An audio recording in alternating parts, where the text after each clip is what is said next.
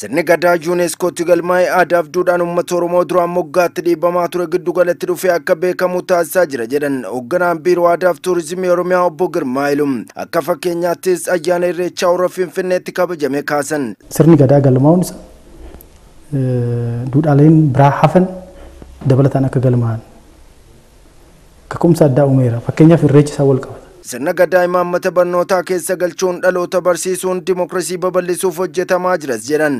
Duudhaawwan amma wal danda'uu, duudhaawwan guddifachaa, duudhaawwan sirni gadaa qabu nagaa, duudhaa aangoo dabarsuu kana qofa yuunivarsiitii haa ta'u imaammata barnootaatiin barsiisuun qofti kompleksii fi walitti bu'iinsa Afrikaa keessa jiru biyya keenya jiru kana minimaayiz godhuu hin dandeessa jechuudha. Duudhaalee fi hambaaleen biraa akka galmaaniif hojjetamaa akka jiru kan himan obbo Girmaan maappiin tuurizimii Oromiyaa keessa jiru adda bahee karoorri waggaa 10 qophaa'ee hojii keessa galamuusaas kaasaniiru.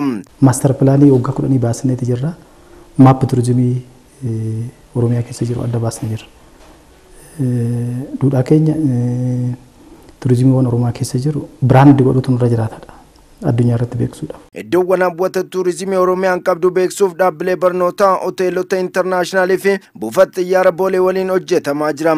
Oromoota biyya alaa jiran waliin agarsiisa qopheessuun nyaata, uffata aadaa fi iddoowwan seena qabeessa beeksisuuf qindoominaan hojjechaa akka jiranis dubbatan. Biyya alaa keessatti aadaa keenya, duudhaa keenya waan wal qabatu qabannee ceenee Oromoo achi jiru waliin karoora qopheessinee egzibiishinii, baazaarii, agarsiisa aadaa, uffata aadaa, nyaata aadaa dabarsuu jechuun eenyummaa Oromoo addunyaatti beeksisuu jechuudha.